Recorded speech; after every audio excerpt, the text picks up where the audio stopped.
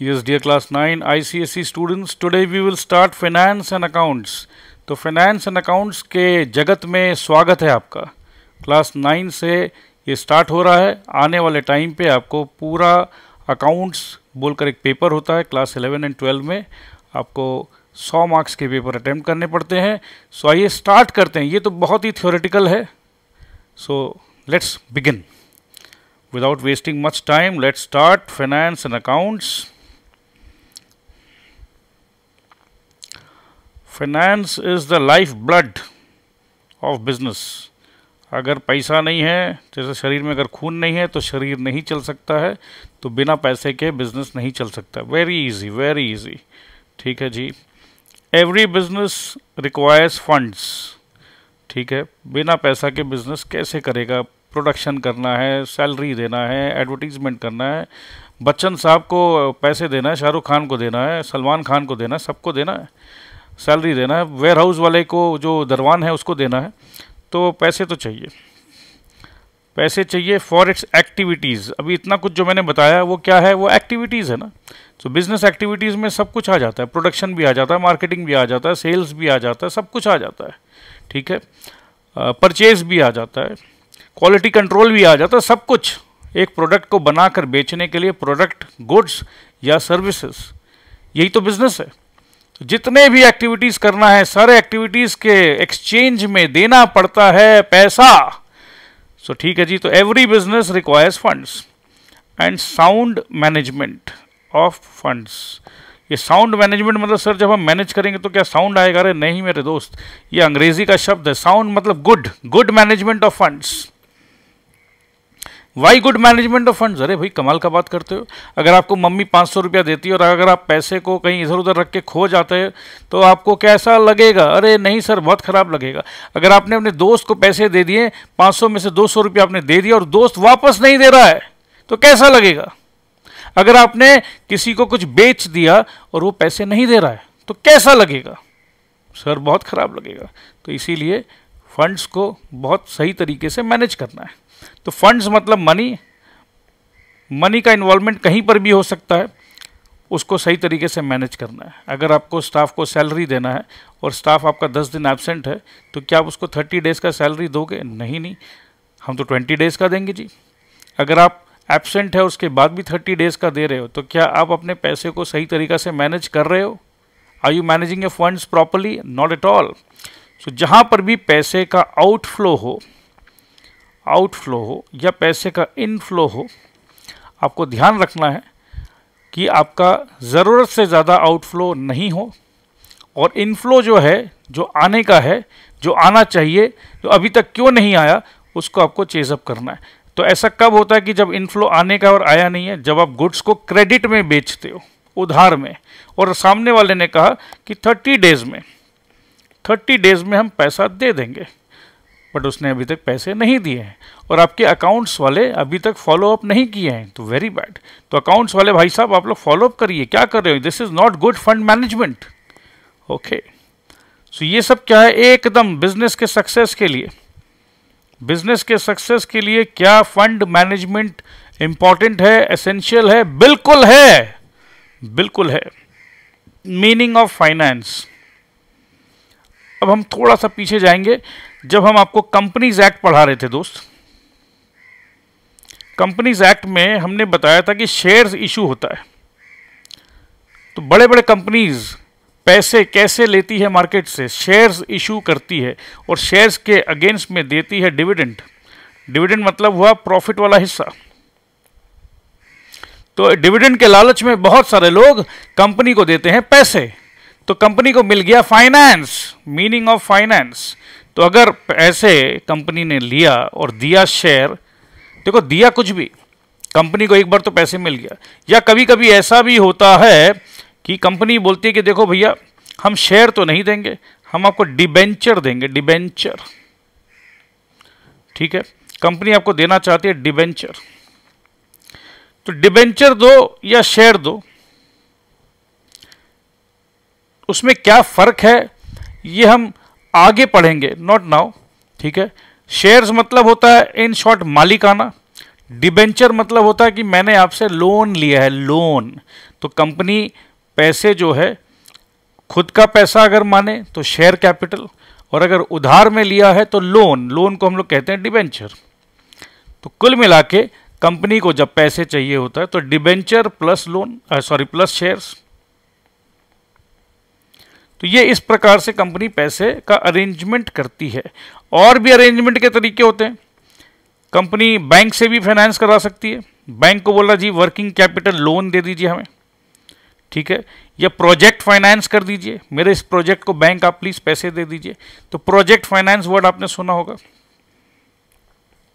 अब हम बात करते हैं कि हमारे सीबी गुप्ता जी ने क्या लिख रखा है, आइए उसे समझ लेते हैं।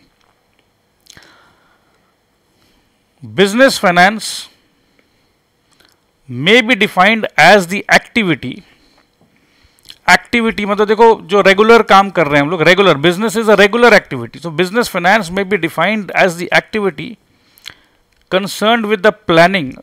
सर हर जगह प्लानिंग आ जाता है सर, अरे बिल्कुल, जिंदगी में हर जगह प्लानिंग आता है। अगर आपको कल स्कूल जाना है तो भी कैसे जाना है, कितना बजे पहुंचना है, कितना बजे उठना है, प्लानिंग तो करते हैं। तो ये आप लोगों को इतना इंटेलिजेंस रखना पड़ेगा कि जब भी आपको आंसर लिखना हो तो ये प्लानिंग शब्द तो आप लोग हर जगह फिट कर सकते हो, सोचने का नहीं है, ठीक है। सो बिजनेस फाइनेंस में be defined as the activity concerned with the planning, raising, raise your hands, तो अपने नीचे लेवल से ऊपर लेवल पे आ गए, रेज। तो जीरो लेवल पे अगर हम फाइनेंस में बैठे हैं तो रेज किया हमने फाइनेंस 5 करोड़ का, ठीक है। सो प्लान किया, पहले कौन से बैंक से लेना है प्लान किया, फिर हमने एक्सिस बैंक से लिया जी, लिया को हमने टेक्निकल भाषा में बोलते हैं आई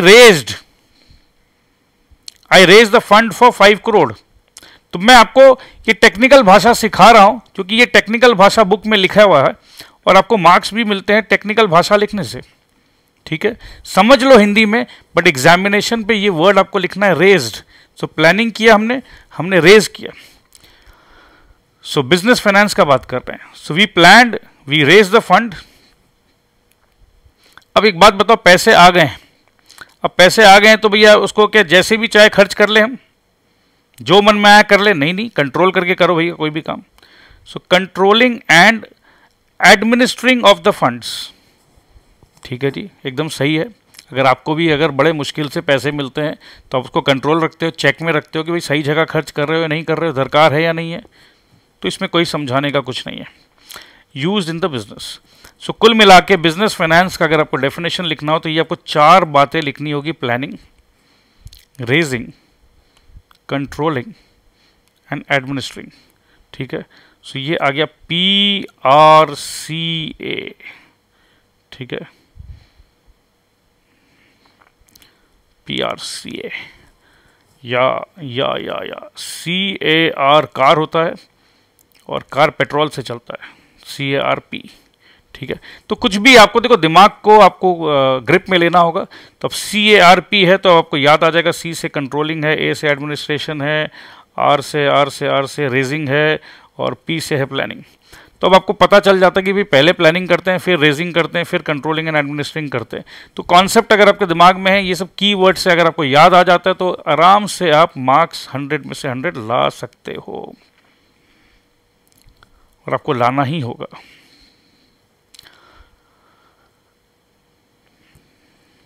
It involves the estimation, acquisition।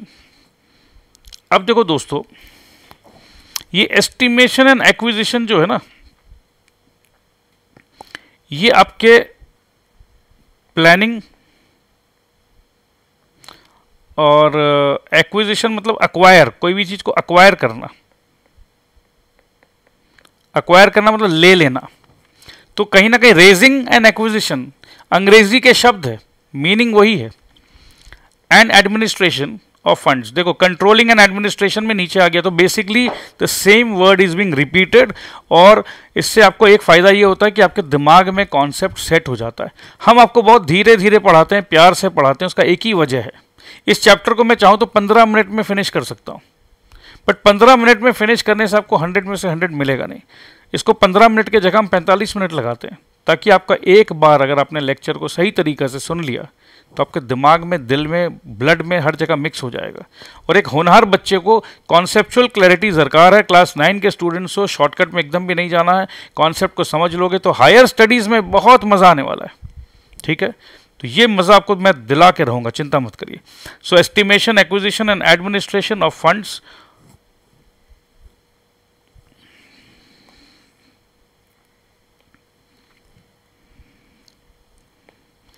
of any kind used in meeting the needs and objectives of business firms। तो पैसे क्यों चाहिए भैया? कुछ भी दरकार हो सकता है। एक नया मशीन खरीदना है तो दरकार हो सकता है, तो बैंक से पैसे ले लिया। कुछ नया ऑर्डर कंप्लीट करना है, बहुत बड़ा ऑर्डर मिल गया जी अमेरिका से। मैं तो जी साल का 1 लाख पीस बनाता था, या अमेरिका वाले ने 1 करोड़ पीस का ऑर्डर दे दिया जी, तो पैसे तो चाहिए ना। Funds use in companies are known as corporate finance. ठीक है जी, कॉरपोरेट तो अपने को पता ही है, corporate finance. Management of financial activities of a business is known as financial management.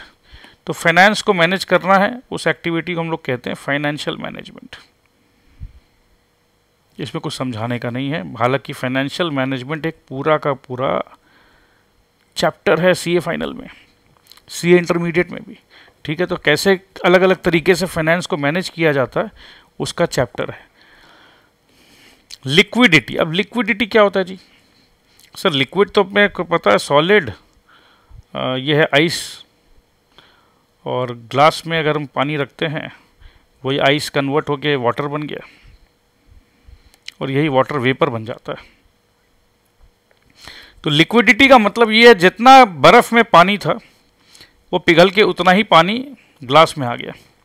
ठीक है, तो लिक्विडिटी का मतलब ये है कि अगर आज के दिन में मेरे पास एक शेयर है,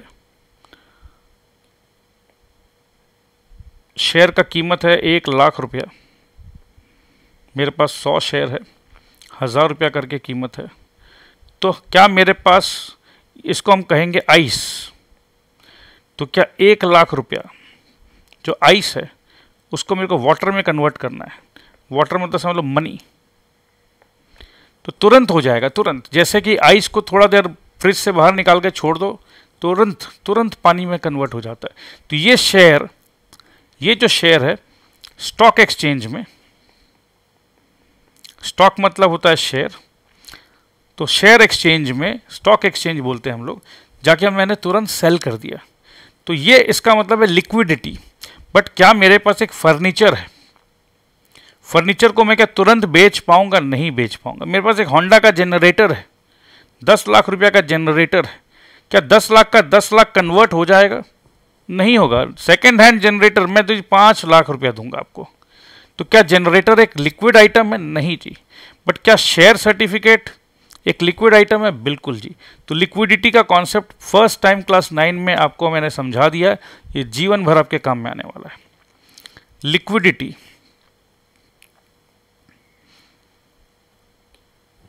लिक्विडिटी, प्रॉफिटेबिलिटी, कोई भी कंपनी काम कर रहा है प्रॉफिट के लिए, अपने को पता है। एंड सॉल्वेंसी, सॉल्वेंसी, इनसॉल्वेंट का वर्ड आपने सुना है, शायद नहीं भी सुना तो फर्स्ट टाइम सुन लीजिए। इनसॉल्वेंट मतलब दिवालिया, बैंकरप्ट, पैसे नहीं है, खत्म हो गए। सो सॉल्वेंसी का मतलब है कि पैसे हैं, ठीक है, प्रॉफिट है, लिक्विडिटी है, ठीक है। सॉल्वेंसी है मतलब पैसे हैं। पैसे किसके लिए? हमने शर्ट बनाने का काम स्टार्ट किया, हमने शर्ट का कपड़ा खरीदा, रॉ मटेरियल खरीदा, हमने कहा जी आपको 30 डेज बाद पैसा देंगे। समय तो भागता है, भागते भागते समय पहुंच गया। 1 मिनट रुकिए।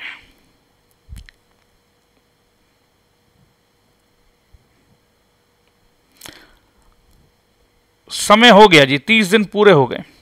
तो 30 दिन के बाद जब मेरे को पैसे देने हैं तो क्या मेरे पास पैसे हैं? अगर पैसा है तो मैं सॉल्वेंट कंपनी हूं, पैसा है मेरे पास। और अगर पैसा नहीं है तो मैं इनसॉल्वेंट कंपनी हूं, बैंकरप्ट।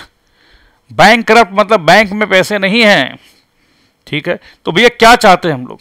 हम लोग तो हमेशा चाहेंगे कि हम सॉल्वेंट रहें, हम प्रॉफिटेबल रहें, और मेरा लिक्विडिटी हमेशा अच्छा रहे।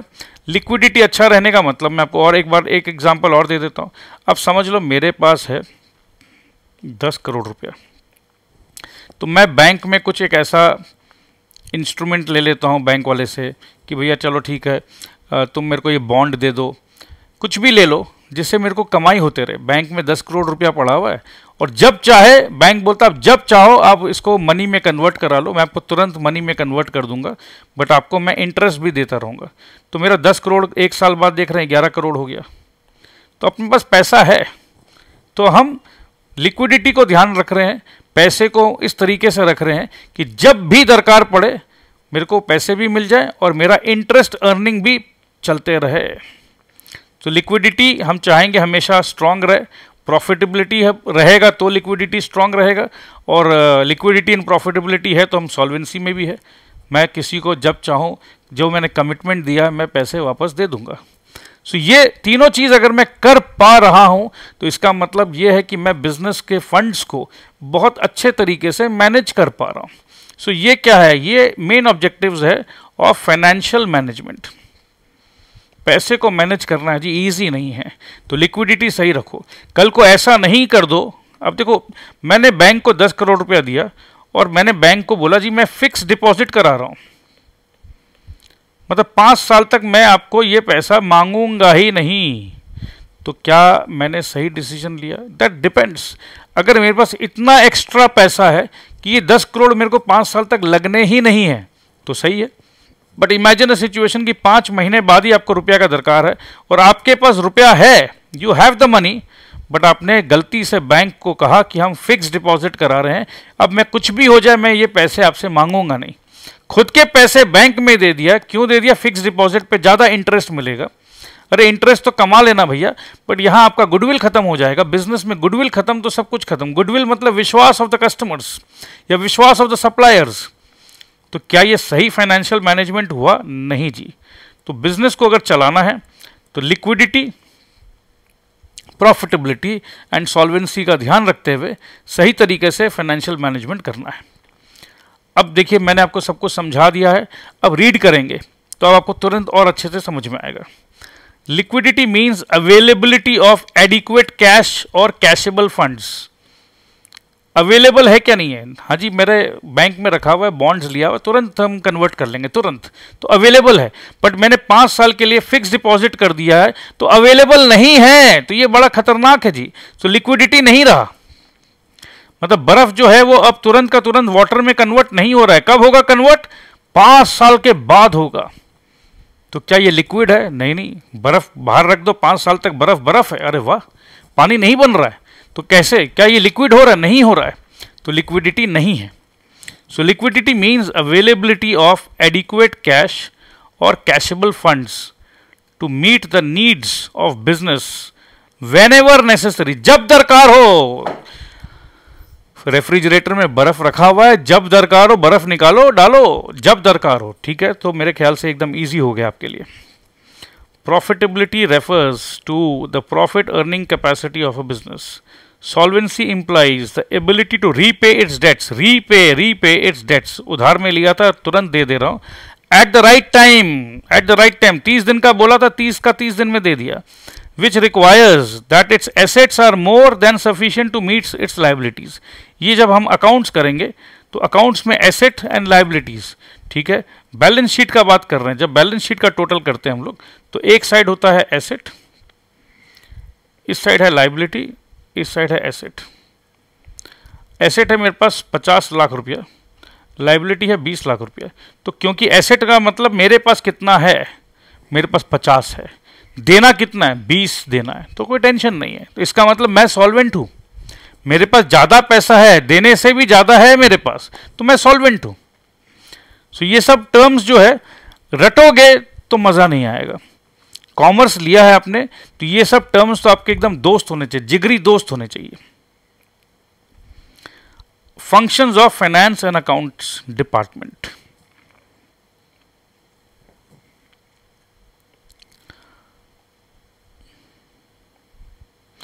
The finance and accounts department of a business enterprise performs the following functions. तो ये तो आपको समझ में आ चुका होगा। पहले हमने बताया था कि एस्टिमेट करो, ठीक है, फिर रेज करो, एडमिनिस्टर करो, कंट्रोल करो, ठीक है। सो यही बात वापस से आ गया है, estimation of financial requirement, designing the capital structure. ये जो डिजाइनिंग द कैपिटल स्ट्रक्चर है, इसको कितना का शेयर्स लेना है, कितना का लोन लेना है, 60% शेयर्स से लेंगे और 40% लोन से लेंगे, तो ये डिज़ाइन है जी हमारा। फिर हमने रेज कर लिया फंड को, रेज मतलब हमने शेयर इशू कर दिया मार्केट में, ठीक है, या डिबेंचर इशू कर दिया। रेजिंग द फंड का मतलब इशू ऑफ शेयर्स या डिबेंचर्स।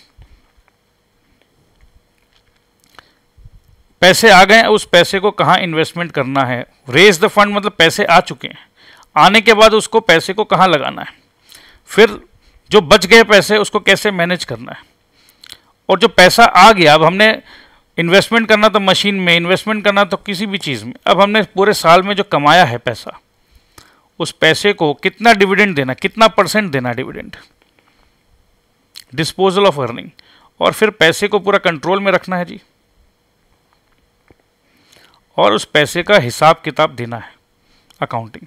तो मेरे ख्याल से ये एकदम इजी था।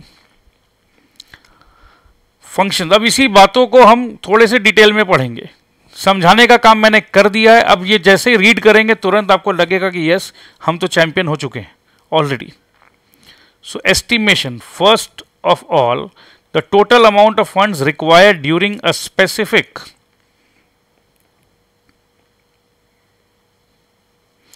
Time period in the business are essential.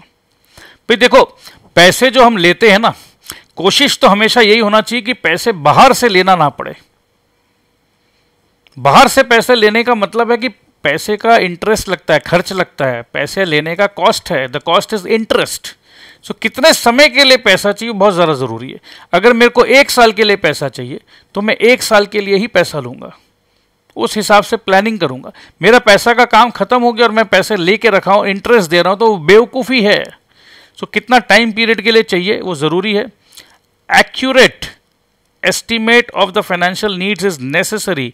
अगर हम एक्यूरेट नीड नहीं करते हैं, एक्यूरेट एस्टिमेट नहीं करते हैं, सॉरी, तो भैया दिक्कत हो सकता है। पैसे का काम खत्म हो गया और इंटरेस्ट पे इंटरेस्ट दिए जा रहा हूं तो नुकसान हो रहा है, और कम पैसे ले लिया तो काम अटक गया, ये और बड़ा खतरनाक है। टू अवॉइड एक्सेस, देखो भैया एक्सेस भी नहीं होना चाहिए, शॉर्टेज भी नहीं होना चाहिए। तो कुल मिला के एस्टिमेशन जो हम करते हैं, भाई सिंपल है, इसको एकदम इजी ले लो ना। घर पे मेहमान आ रहे हैं, अब कितना समोसा मंगवाना है, ना ज़्यादा मंगवाएंगे ना कम मंगवाएंगे। कितना गुलाब जामुन मंगवाना है, ना ज़्यादा मंगवाएंगे ना कम मंगवाएंगे। ठीक है जी, 10% ऊपर नीचे हो गया, 2-4 समोसे 2-4 जलेबी बच गए तो मैं खा लूँगा यार, क्या दिक्कत है।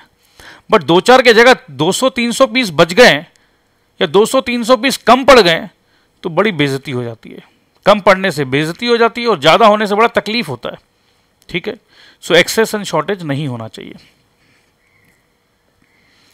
इन business funds are needed for fix capital. अब बता रहे हैं कि भैया पैसा क्यों चाहिए। भाई पैसा तो चाहिए, ऑफिस खोलना है, फैक्ट्री खोलना है, मशीन लाना है, फिक्स कैपिटल, ठीक है, इसे फिक्स कैपिटल कहते हैं। जो एक बार का खर्चा होता है और वो खर्चा बहुत सालों तक चलता है, तो उसे हो गया fix capital. And working capital, working मतलब जो डेली काम कर रहे हैं, डेली शर्ट बना रहे हैं तो डेली रॉ मटेरियल चाहिए, डेली लेबर पेमेंट चाहिए, वर्किंग कैपिटल, ठीक है। तो fix capital, working capital. Therefore estimates must be made for both long term and short term capital. अगर अब मैं आपसे पूछूं कि वर्किंग कैपिटल लॉन्ग टर्म है या शॉर्ट टर्म है, तो आप तुरंत बोलोगे अरे सर वो तो डेली है ना। तो कोई भी चीज़ अगर डेली बेसिस का है तो वर्किंग कैपिटल मतलब हो गया शॉर्ट टर्म, और फिक्स कैपिटल मतलब हो गया लॉन्ग टर्म, ठीक है। तो ये सब चीज़ रटने का नहीं है, समझने का। क्योंकि फिक्स कैपिटल में जो आप खर्च करते हो, मशीन खरीदते हो, तो 1 साल के लिए नहीं हो तो 10 साल तक चलना है। तो जो भी लॉन्ग टर्म चलना है that is long term fix capital, ठीक है। The amount of capital required depends upon several factors. अब कितना पैसा चाहिए वो तो भाई अलग अलग फैक्टर्स है। क्या फैक्टर है? Nature and size of business. अब जी मैं टेलरिंग बिजनेस करना चाहता हूँ तो मेरे को तो एक छोटा सा मशीन, 2-4 मशीन चाहिए, तो मेरा कैपिटल रिक्वायरमेंट कितना होगा। और मैं जी बोलता हूँ जी मैं तो रिफाइनरी प्लांट बैठाऊंगा जी, या मैं एलईडी मैन्युफैक्चरिंग करूंगा, तो जैसा बिजनेस है वैसा फंड्स का रिक्वायरमेंट है, इसमें क्या बात है। नहीं मैं तो मिठाई का दुकान खोलूंगा जी, तो उस हिसाब से वैसा फंड्स का रिक्वायरमेंट है। तो नेचर किस नेचर का बिजनेस करेंगे हम, और बिजनेस भी किस साइज का करेंगे। अब मिठाई का दुकान भी अगर मैं खोलना चाहता हूँ, अरे जी मिठाई वाला है मेरा नाम है मिठाई वाला, लल्लन मिठाई वाला, नाम पे मत जाना। मेरा मिठाई का दुकान पता कितना बड़ा, 1 लाख स्क्वायर फीट का। 1 लाख स्क्वायर फीट, हाँ 10 तल्ला का मिठाई का दुकान है। उसमें मैं इंडिया के कोने कोने के, बंगाल से लेकर बिहार से लेकर उड़ीसा से लेकर कर्नाटका से लेकर मध्य प्रदेश कन्याकुमारी तक के जितने भी अलग अलग मिठाई है ना, ये सब बेचता हूँ मैं। तो मिठाई वाला मतलब वो रास्ते का छोटा मोटा दुकानदार मत समझना, मैं हूँ लल्लन मिठाई वाला। तो नेचर एंड साइज, तो नेचर तो है मिठाई, बट साइज देखो बहुत बड़ा साइज है। तो बड़ा साइज है तो जी बैंक को मैंने अप्रोच किया, भाई 10 करोड़ रुपया दे दो, मिठाई का दुकान है अपना, 10 करोड़ का लोन चाहिए। बैंक वाला बोलता है मिठाई का दुकान को 10 करोड़ का लोन, 10 लाख में तो हो जाता है। अरे सर मेरा साइज बहुत बड़ा है बिजनेस का, ठीक है। So nature and size of business समझ गया आपने। स्कीम्स ऑफ मॉडर्नाइजेशन, अरे सर हम जो मिठाई का दुकान जो बना रहे हैं सर, ऑटोमेटिक मशीन लगा रहे हैं सर, हम मॉडर्न तरीका से मिठाई बनाएंगे सर, पूरे देश को रेवोल्यूशनाइज कर देंगे सर। हमारा पैकेजिंग अलग है सर हमने टाई अप कर लिया है सर अमेजोन से, अब हमारा मिठाई अमेजोन वाला बेचेगा सर इंडिया के कोने कोने पे। मॉडर्न स्कीम है सर, आप चिंता मत करिए, नुकसान नहीं होगा जी। बैंक, क्योंकि देखो जब भी बैंक पैसा देता है तो बैंक देखता है कि नुकसान तो नहीं हो जाएगा, रिटर्न ऑन इन्वेस्टमेंट आएगा कि नहीं आएगा, ये मेरे लोन का इंटरेस्ट दे पाएगा कि नहीं दे पाएगा। सो स्कीम एंड मॉडर्नाइजेशन हमने दिखा दिया। एक्सपेंशन का भी स्कीम दिखा दिया। एक्सपेंशन का क्यों दिखाया, क्योंकि भैया जब हम काम कर रहे हैं तो काम तरक्की करेगा, प्रॉफिट करेगा, तो जी हम और मिठाई का दुकान खोलेंगे। आज कलकत्ता में खोलें, कल मैं बैंगलोर में खोलूंगा, फिर मद्रास में खोलूंगा, आपसे पैसा लूंगा और आपको इंटरेस्ट दूंगा बैंक। तो बैंक को लगता है वाह तुम तो होनहार बच्चे हो, तुम्हारे जैसे बच्चे अगर हो जाए देश में तो मैं तुमको पैसे दूं, तुम मेरे को इंटरेस्ट दो, और मैं छोटे छोटे इन्वेस्टर्स जिनसे पैसे ले रखा हूं मैं उनको पैसे का इंटरेस्ट दे पाऊं। तो इस तरीके से बैंकिंग चलता है मेरे दोस्त। टेक्नोलॉजी ऑफ प्रोडक्शन, किस टेक्नोलॉजी से बनाएंगे, क्या हमारा परचेज एंड सेल का टर्म्स है, cyclical and seasonal fluctuation, bank सब कुछ देखेगा, जो भी पैसे देगा सब कुछ देखेगा जी। Various techniques of long range planning and budgeting are used for estimating the amount and types of funds required in business during a given period of time. The total amount of long term funds is known as capitalization. तो चलो दोस्तों, मेरे ख्याल से आपको काफ़ी मैंने समझा दिया। हालांकि क्लास 9 के हिसाब से जनरली इतना समझाया नहीं जाता है, आप लोगों को बस बोला जाता है कि रट लो, बट रटने में मज़ा नहीं आएगा, ये हम कभी भी नहीं चाहते हैं कि आप समझे ना। सो आइए देखते हैं designing of capital structure. Capital structure refers to the kind and proportion of different securities used to raise the estimated amount of funds. Different securities, ठीक है।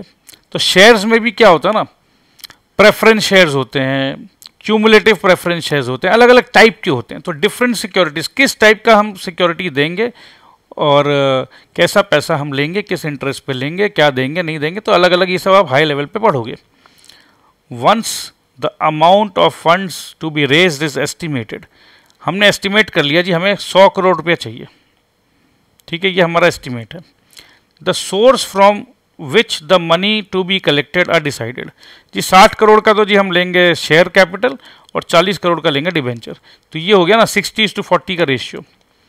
Funds can be raise from equity share holders, preference share holders, debenture holders, banks and financial institutions. चलो जी एक काम करते हैं, भाई debenture वाले से ना ये सिर्फ 20 ले लेते हैं और 20 बैंक से ले लेते हैं।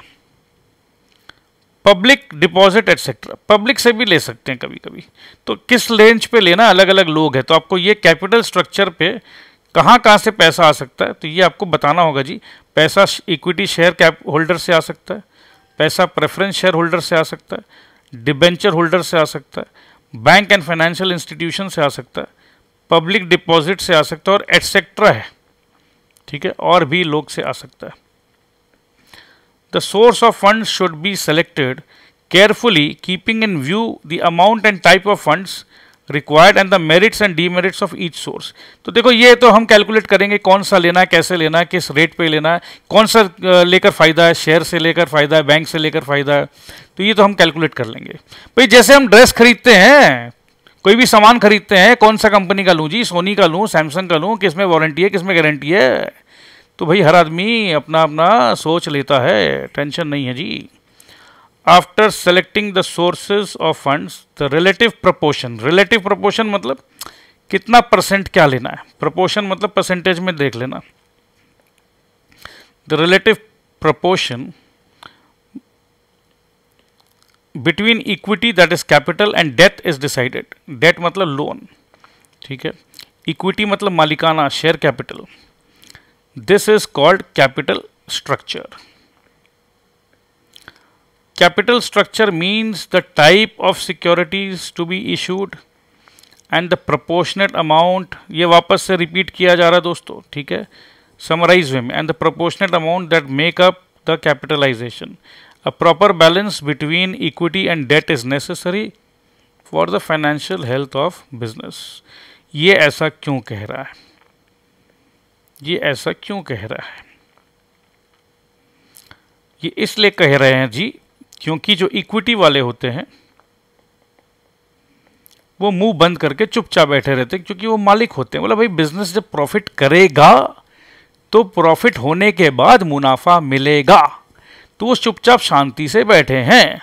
बट ये जो डेट वाले होते हैं, भैया आप मेरे को आपके बिजनेस के मुनाफे से मतलब नहीं है, मेरे को साल के एंड में इतना इंटरेस्ट आप मेरे को दोगे, तो आपको उतना ही इंटरेस्ट के हिसाब से डिबेंचर लेना है, डिबेंचर वालों से पैसा लेना है जितना आप उनको इंटरेस्ट दे पाओ। अगर नहीं दे पाओगे तो आपकी कंपनी का लुटिया गोल हो जाएगा, क्योंकि वो आपके पीछे पड़ जाएंगे। तो हमेशा प्रॉपर प्लानिंग, प्रॉपर बैलेंस के साथ काम करने का, ठीक है जी। अब हमें क्या करना है, फंड्स को रेज करना है। सोर्स हमने सेलेक्ट कर लिया, रेज मतलब अब चलो उठा लो यार, पैसा उठा लो। After the sources of funds and the relative proportion, ये देखो बहुत इंपॉर्टेंट है, ये आप लोग अगर नहीं लिखोगे तो मार्क्स नहीं मिलेगा। रिलेटिव प्रोपोर्शन इंपॉर्टेंट है, ठीक है। Between them is decided, steps are taken to collect the necessary funds. अब भैया कलेक्ट कर लो। For this purpose, a prospectus is prepared and approved from SEBI, that is Securities Exchange Board of India. कहने का मतलब ये है कि अगर आप शेयर्स इशू करना चाहते हो तो एक प्रोस्पेक्टस का होना जरूरी है, ठीक है। प्रोस्पेक्टस देना पड़ेगा लोगों को, उस प्रोस्पेक्टस में आपको सारा डिटेल बताना होगा, ऐसे ही पैसे नहीं ले सकते हो, ठीक है। अंडरराइटर्स, जब भी आप शेयर इशू करते हैं तो कौन आपके उस पूरे प्रोजेक्ट को मैनेज कर रहा है, अंडरराइटर्स बोलते हैं उसे। And brokers are appointed for the sale of shares and debentures. Advertisements are released, agreements are made with financial institutions for raising loan, etc.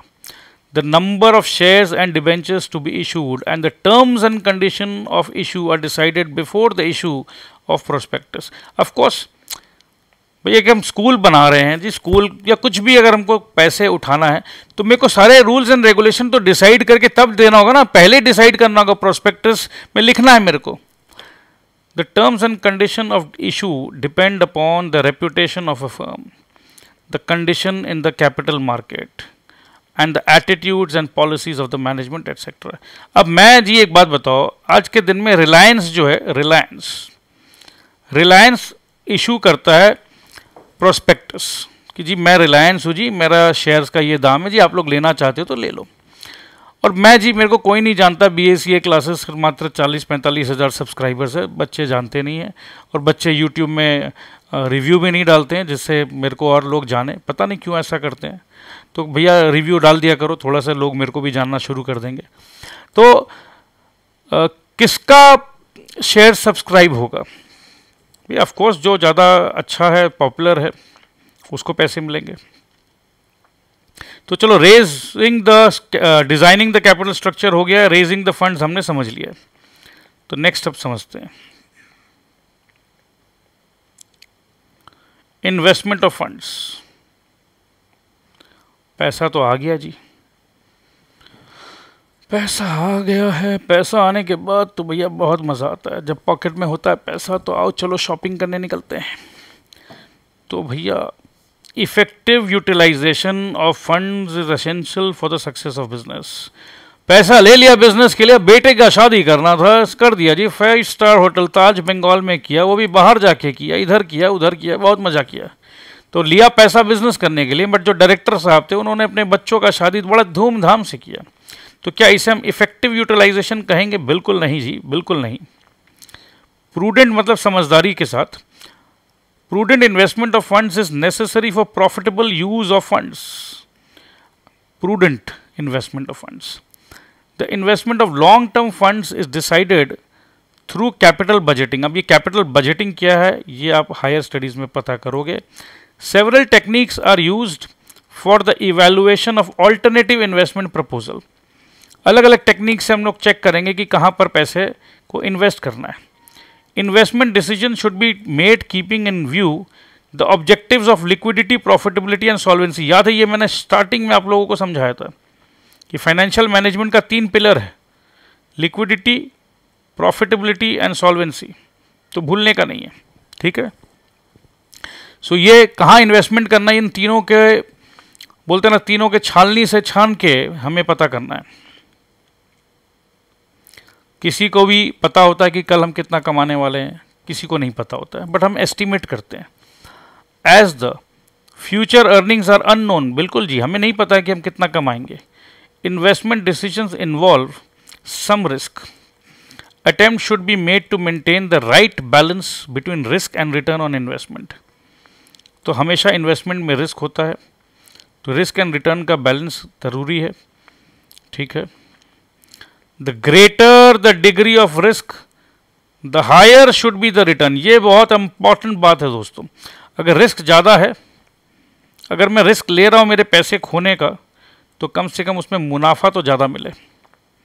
तो इसी प्रकार से अगर आपके पास 1 करोड़ रुपया है और अगर आप बैंक में जाके देते हो, तो बैंक में सबसे कम रिस्क होता है पैसे डूबने का, तो मगर आपको वो रिटर्न भी जो है, बैंक आपको रिटर्न भी देगा 6% का। बट यहीं आप शेयर मार्केट में जाते हो, तो शेयर मार्केट में अगर आप अलग अलग कंपनी का शेयर्स खरीदते हो, तो ऐसा हो भी सकता है कि आपको रिटर्न 20% का भी मिल जाए, रिटर्न 25% का भी मिल जाए।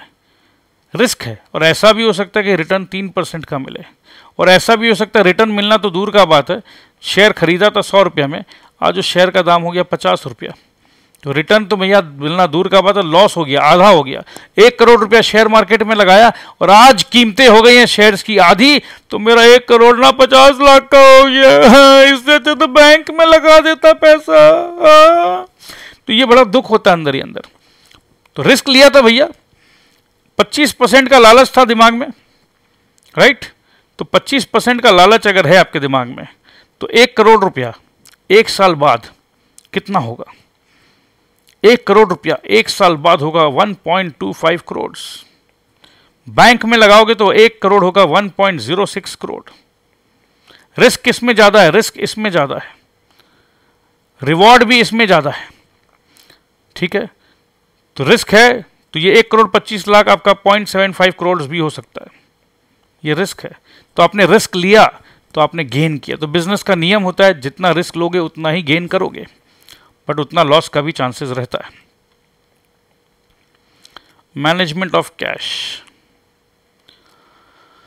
ठीक है जी, पैसा आ गया है, मैनेज करना है हमें। Adequate amount of cash must be made available in business at all times to meet day to day expenses. अब कुछ बच्चों को लगता है कि कैश मतलब लिक्विड कैश, जैसे 500 रुपया का नोट, वो ऑफिस में होना चाहिए।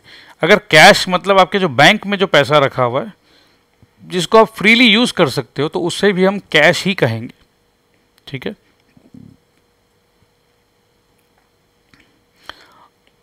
Availability of cash is necessary to maintain liquidity. Cash तो अपने आप में लिक्विड है। And credit worthiness of business. Credit worthiness मतलब आपके बारे में लोग गलत गलत सोच रहे हैं। क्यों भाई? अरे आप तो पैसा ही नहीं दिए टाइम पे, तो अगर आप पैसा नहीं दोगे टाइम पे, तो आपको क्या नेक्स्ट टाइम अगर आप शर्ट बनाते हो, तो शर्ट बनाने के लिए जो मिल से जो आपने क्लॉथ मंगवाया था, मिल वाले को आप पैसे नहीं दे रहे हो, तो क्या वो मिल वाला आपको कपड़ा देगा? नहीं देगा। तो क्रेडिट वर्दीनेस खत्म हो रहा है आपका पैसा, क्योंकि आपने टाइम पे नहीं दिया। तो पैसा टाइम पे देना है। At the same time ideal cash should be avoided as it involves loss of earnings. Ideal cash मतलब बैंक में रखा हुआ है 10 करोड़ रुपया,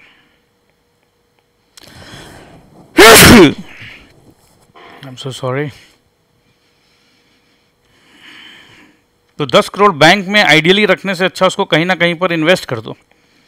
इन्वेस्ट करने से क्या होगा, 10 करोड़ का कम से कम अगर 1% का भी रिटर्न है तो 10 लाख रुपया मिलेगा। ठीक है।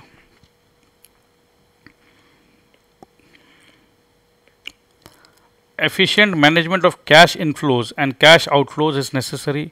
कैश फ्लो स्टेटमेंट, ये आप हायर स्टडीज में पढ़ोगे। कैश फ्लो स्टेटमेंट बनाना पड़ेगा, आपको सीखना पड़ेगा। Cash budget, fund flow statement and other techniques are used for this purpose. तो चलो जी, कैश मैनेजमेंट के बारे में भी आपने एक हल्का सा, दिस इज जस्ट 1 पैराग्राफ, आगे चल के आपको पूरा काम करना है। तो क्लास 9 के स्टूडेंट हो, बस सिर्फ समझ लो कि ऐसा ऐसा होने वाला है आपके साथ आगे। डरा नहीं रहा हूँ, बहुत ईजी होता है, चिंता मत करो। अगर आप मेरे साथ बने रहोगे हायर स्टडीज़ में तो कोई चिंता ही नहीं है।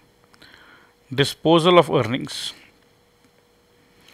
Administration of earnings is an important function of the finance department. It involves decisions relating to dividend policy. अब देखिए, पैसा तो कमा लिया, अब डिविडेंड देना है, जो प्रॉफिट बांटना है उसे डिविडेंड कहते हैं। अब वो डिविडेंड कैसे देंगे, कितना % देंगे? Ploughing back of profits. Ploughing back मतलब हमने 1 करोड़ का प्रॉफिट किया, हम 50 लाख तो बांट दे रहे हैं, 50 लाख को वापस बिजनेस में रख रहे हैं, तो इसे कहते हैं ploughing back of profits. Creation of reserves, चलो 50 लाख में हमने 20 लाख का रिजर्व क्रिएट कर दिया कि इस पैसे को कोई छुएगा नहीं, ये पैसा सिर्फ इस मशीन खरीदने के लिए रिजर्व्ड है। Such decisions are made on the basis of amount and trend of firms' earnings, capital market conditions, modernization and expansion plans, taxation policies, etc. कई बार टैक्सेशन पॉलिसी के वजह से भी हम लोग कुछ कुछ रिजर्व रखते हैं। ये सब देखो, सब कुछ आप धीरे धीरे समझ जाओगे जब आप आगे बड़े क्लासेस में जाओगे। Financial control. Evaluation and control of financial performance is necessary for ensuring the financial health of business. It involves the development and the use of appropriate control techniques, return on investment, budgetary control, internal audit, ratio analysis, break-even analysis and several other techniques are used for this purpose. Control techniques है जी, कि हम सही तरीके से fund को use कर रहे हैं या नहीं कर रहे हैं, तो अलग अलग कंट्रोल बताया गया है, ये सब यूज़ करते हैं हम लोग।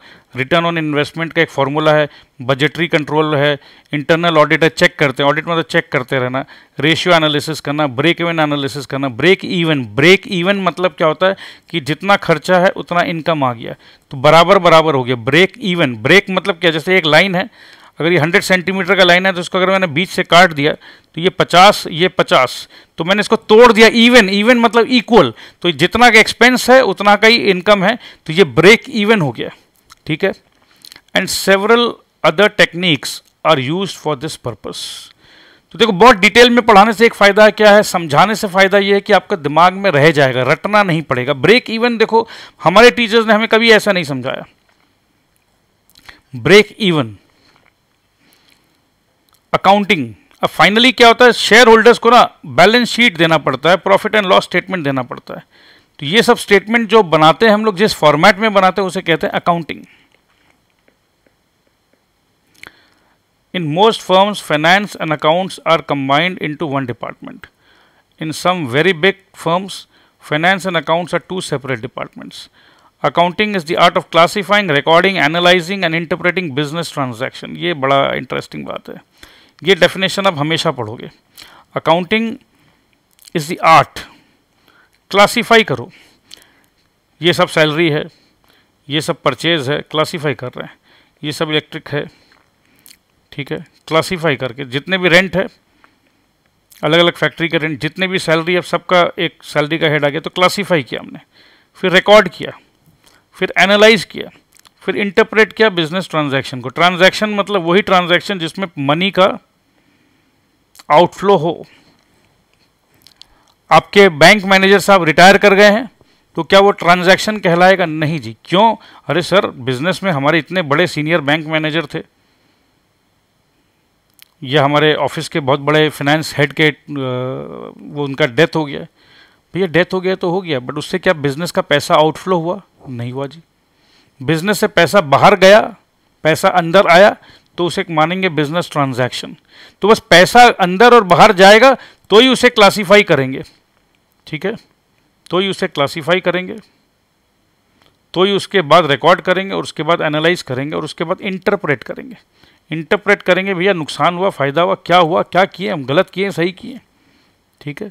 बिजनेस ट्रांजैक्शन किसे कहते हैं अब आपको समझ में आ गया। बिजनेस ट्रांजैक्शन को ही रिकॉर्ड करेंगे। So what do we record, what do we classify, what do we interpret? We interpret business transaction.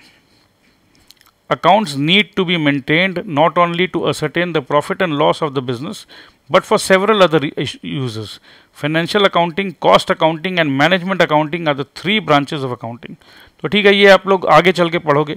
3 branches of accounting, अगर क्वेश्चन आ जाए तो आराम से लिख दीजिएगा। ओके, आई थिंक ये चैप्टर तो बस आखिरी सांसें गिन रहा है। तो कंपनी में हेड में है बोर्ड ऑफ डायरेक्टर्स, उसके बाद है मैनेजिंग डायरेक्टर्स, उसके बाद है डायरेक्टर फाइनेंस एंड अकाउंट्स, और उसके बाद बहुत सारे लोग हैं। तेरा क्या होगा?